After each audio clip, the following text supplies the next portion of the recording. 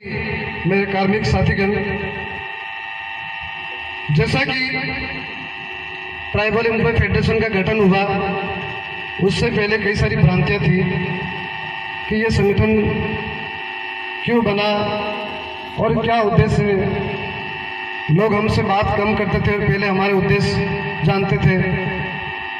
कई कठिनाइयों का सामना करने के बाद लगातार 7 वर्षों के इस मेहनत, आदिवासी परिवार रूपी मेहनत के बाद आज ये कारवा हुआ कि कर्मचारी में वैचारिक एकता की वजह से आज हम सब लोग यहाँ बैठ पाए हैं। जो साथी नहीं आए पाए किसी कारणवश, वो भी हमारे साथ ही हैं। मैं ज्यादा समय नहीं लेता हुए सीधे अपने पॉइंट पर आता हूँ कि आप सभी जानते हैं ये ट्राइबल एम्प्लॉय फेडरेशन का जो मूल उद्देश्य है, हमारा स्वाभिमान प्लस स्व अधिकार। अब स्व अधिकार जिस क्षेत्र में रह रहे हैं ये एक अनुसूचित क्षेत्र है और अनुसूचित क्षेत्र में रहने वाले लोगों के लिए वैचारिक एकता की जरूरत थी और वैचारिक एकता हो नहीं रही। और उस वैचारिक एकता को करने के लिए ट्राइबल एम्प्लॉय फेडरेशन के जो लोग हैं, जो कार्मिक हैं, वो पूरे समाज को एक करने के लिए निकले हैं। तो मैं एक छोटे से उदाहरण से अपनी बात शुरू करता हूँ कि जैसे कि विद्यालयों में बच्चे उपस्थिति कम होती है, बच्चों की उपस्थिति कम होती है। तो एक बात ये भी ध्यान हो कि शिक्षकों की उपस्थिति भी कम होती है। शिक्षकों का ठहराव नहीं होगा तो बच्चों का भी ठहराव नहीं होगा। अब शिक्षकों का ठहराव क्यों नहीं होता है, ये मैं आज मेरी बात अगर कोई लाइव कर रहा है तो मैं सरकार को भी पहुंचाना चाहूंगा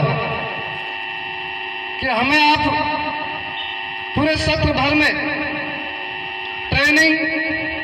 ट्रेनिंग के माध्यम से डिस्टर्ब करते हैं।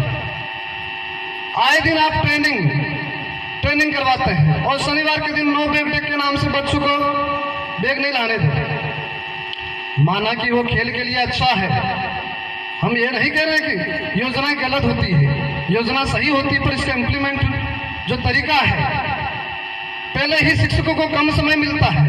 L1 और L2 के शिक्षकों को BLO बना दिया गया और सेकंड ग्रेड तक के या लेक्चरर तक के शिक्षकों को आप चुप्पी तोड़ा आंदोलन, ये चुप्पी तोड़ा मूवमेंट का लेकर नए प्रशिक्षण शुरू करा दिया।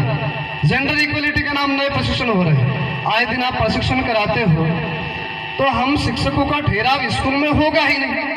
और जब स्कूलों का ठहराव ही नहीं होगा तो स्वाभाविक है कि स्टूडेंट का भी ठहराव नहीं होगा। और स्टूडेंट का ठहराव नहीं होगा और आप जब पूरे साल शिक्षकों को इधर उधर योजनाओं में आप काम में लेते रहोगे और जब अंत सत्र के अंत में आप ये कहेंगे आपके आदेश द्वारा कि जिन शिक्षकों का रिजल्ट नहीं रहा है उनको नोटिस दिए जा रहे हैं, उन पर 17 सीसी कार्रवाई की जाए, 16 सीसी कार्रवाई, जो सारे सीसी कार्रवाई करते हैं। अब इन सीसी कार्रवाई से बेचारा टीचर तो यूं डरा हुआ रहता है। ये टीचर है, ये शिक्षा को लेकर निकला है, उसको शिक्षा को प्रचारित तो करने दो। आप शिक्षा को प्रचारित ही नहीं करने दे रहे हो, बच्चों और उसके बीच में कॉम्बिनेशन नहीं बैठने दे रहे हो।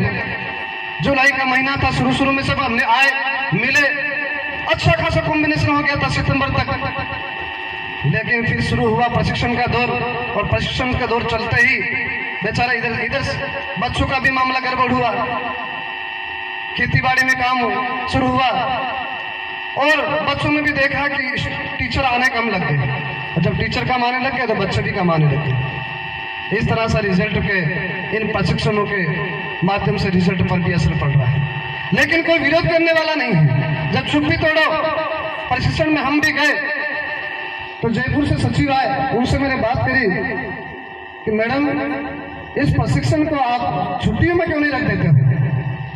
तो मैडम बोले कि हम अजमेर में गए थे, वहां पर एक शिक्षक महोदय बोले, एक संगठन बोला कि छुट्टियों में अगर प्रशिक्षण रखोगे तो आपको अलग से क्या देना पड़ेगा, अलग से क्या देना पड़ेगा, भत्ता देना पड़ेगा। और इसलिए सरकार भी चाहती अलग से भत्ता दे। और मैं तो यहाँ तक दिल खोल करके कहता हूँ, अगर मेरी आवाज सरकार तक जाती है तो मुझे बत्ता भी नहीं चाहिए, आप छुट्टियों में कराओ, लेकिन जब वर्किंग टाइम होता है स्टूडेंट का टाइम मत बिगाड़ो। स्टूडेंट के साथ में शिक्षकों का मिलने दो, वो मिलेंगे, जुड़ेंगे, पढ़ाएंगे, तभी तो वो सीखेंगे। आप उनको सीखने ही नहीं देना चाहते हो। और आप प्रशिक्षण के लिए जिस तरह से नई शिक्षा नीति आई है साथियों, नई शिक्षा नीति का उद्देश्य है कि आने वाले समय में पूरी तरह से डिजिटल एजुकेशन किया जाएगा। इसी का एक उदाहरण आपके सामने RKSMB ऐप के माध्यम से अभी 6 से 8 तक, जो पहले से लगा के 8 तक का जो मैटर है वो आपने टेस्ट दिए होंगे, उनको ऑनलाइन किया होगा। आने वाले भविष्य में सारा डिजिटल एजुकेशन होगा, लेकिन डिजिटल एजुकेशन लायक जो शिक्षा है आप सीधे ही नियम लागू कर रहे हो। पहले उस लायक उस स्टूडेंट को बनाओ तो सही, उसको बनाने ही नहीं दे रहे हो और सीधे ही से आकलन करोगे। बिना पढ़ाई किसका आकलन करेंगे आप? अभी देखेंगे आप, पिछले महीने इतने सारे स्थानांतरण हुए, हमारे अनुसूचित क्षेत्र से कई सारे लोग यहाँ से चले गए, पद सारे खाली हैं। आपने अखबारों में भी देखा होगा, हमारे प्रतापगढ़ जिले में बहुत सारे खाली पद थे, आपके डूंगरपुर में है, इसी तरह बांसवाड़ा में भी खाली है, इसी तरह उदयपुर में खाली है, सारे पद रिक्त है। तो अभी पढ़ा कौन रहा है? तो सरकार ने आनंद फानंद में विद्या संबल योजना लाए, और विद्या संबल योजना भी देखिए, अगर मेरी आवाज जाती है तो मुझे लगता है कि उनको विचार करना चाहिए। जो लोग ऐसे योजना बनाते हैं उनको इतना तो समझ में आना चाहिए कि संविदा भर्तियों में भी अनुसूचित क्षेत्र के लिए स्पेशल प्रोविजन होते हैं, उनमें भी जो आरक्षण का जो नियम है 45:5 जो रेशियो है वो रखना पड़ता है। और यहाँ तक कि 2012 की जो कार्मिक विभाग की जो अधिसूचना है, अधिसूचना तो ये भी कहती है कि अनुसूचित क्षेत्र में अनुसूचित जनजातियों के अलावा अन्य के लिए कोई प्रावधान नहीं है। अगर अन्य के लिए कोई प्रावधान करते हैं तो वो कानून का वॉइड होगा, यानी कानून का उल्लंघन होगा। जब आप इतना सब समझते हैं, कार्मिक विभाग खुद ऐसे नोटिफिकेशन जारी करता है, तो फिर आपको ये समझना चाहिए कि ऐसी योजना लाते हैं तो आप उसमें आरक्षण जैसी खामियां क्यों रखते हैं? क्या ऐसा लगता है कि शायद आप जानबूझ के हमारा विरोध कर, ये कर्मचारी जैसा सामाजिक संगठन ने विरोध करें और भर्ती वापस झुक जाए और फिर ये संदेश चला जाए कि लोगों ने विरोध कर दिया इसलिए योजना बंद कर दी? हम तो चाह रहे थे योजना हो जाए, उसमें कुछ तो प्रावधान होना चाहिए। आप अनुसूचित क्षेत्र में ये प्रावधान है, इसको दरकिनार कैसे कर सकते हो? अभी जो भर्ती हो रही थी उसमें परसेंटेज बेस्ड हो रहा था। हम सभी ने ज्ञापन भी दिए सरकार को, ज्ञापन में हमने स्पष्ट बताया है कि भाई परसेंटेज बेस्ड अगर अभी भर्तियां करते हैं तो यकीनन कुछ लोगों की जो डिग्रियां हैं बाहर से आई है, और शिक्षा का जो मापने का जो क्राइटेरिया है, हर विश्वविद्यालय की जो कॉपी जांचने का क्राइटेरिया है, या फिर हर शिक्षक का जांचने का जो क्राइटेरिया है, या फिर हर प्रोफेसर का जांचने का जो क्राइटेरिया है वो अलग अलग है। तो आप ये कैसे मान सकते हैं कि जो व्यक्ति सबसे ज्यादा परसेंटेज बनाए वही कैपेबल है या वही पात्र है? और इस हिसाब से तो हमने देखा कि हमारे जो इस क्षेत्र के जो ट्राइबल बैकग्राउंड के स्टूडेंट है या अभ्यर्थी है उन लोगों के परसेंटेज कम थे, और अगर इस भर्ती होती तो यकीनन हमारे लोगों की जो भर्तियां होती कम होती।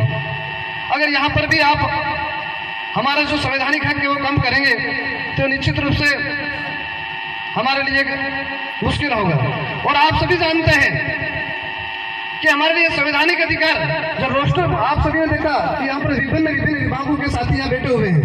हमारे विभागों में भर्तियां होती है, जैसे स्वास्थ्य विभाग, शिक्षा विभाग, इसमें रोस्टर के आधार पर पदोन्नतियां होती है। और आप रोस्टर के आधार पर पदोन्नतियां होती है तो उसमें पदों का जो विवरण है, जो पूर्व की भर्तियों को रेशियो मानते हैं ये लोग, और पूर्व की भर्तियों का रेशियो मानते हैं, मतलब 45% का पूर्व के सारे पद गिने जाएंगे, उसके बाद में उसको 45% माना। और यकीनन मानो कि 30 मान लिया, 100 में से 30 पद पहले ही भर दिए गए तो 45 के अनुसार तो अपना 15 पद बचते हैं। और अगली बार जब भर्तियां आएगी यानी कि पदोन्नति होगी तो केवल 15 पद पर अपने ST से लिया जाएगा। अगर इस तरह से रहा तो ये रोस्टर के तहत तो हमारा सारा नुकसान हो जाएगा। क्या नहीं होगा ये नुकसान हमारा? अगर इस तरह से नुकसान हुआ तो हमारे जो लोग हैं वो कम होते जाएंगे।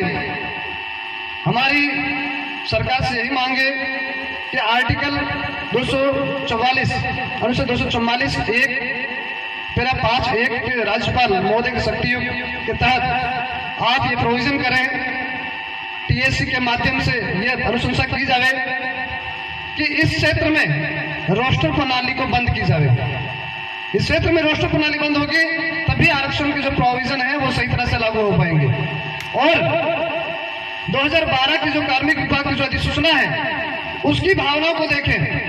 आपने माननीय टीएससी के जो अध्यक्ष हैं, आप सबने मिलकर 2016 की अधिसूचना में 2012 की जो कार्मिक विभाग की अधिसूचना है उसका उल्लंघन करते हुए यहाँ स्थानीय क्षेत्र के मूल निवासी जो शब्द है वो यहाँ रहने वाले समस्त लोगों को माना है। उसके तहत यहाँ रिजर्वेशन पॉलिसी हाईलाइट यानी इंप्लीमेंट की जा रही है।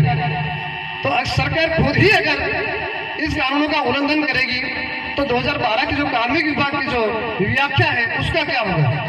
तो मुझे लगता है कि सरकार को सोचना चाहिए और ट्राइबल एडवाइजरी कमेटी में प्रस्ताव लेने चाहिए और शिक्षा के क्षेत्र में जो संविदा की भर्तियां हो रही है, संविदा की भर्तियों को रोककर विधिवत भर्तियां हो और एक अलग से कैडर हो, ताकि हमारे यहाँ के जो नए बेरोजगार हैं वो अच्छे से फील्ड में आ सके और सभी को रोजगार के अवसर मिल सके। मैं इन्हीं शब्दों के साथ में मेरी वाणी को विराम देता हूँ। धन्यवाद। जोहार।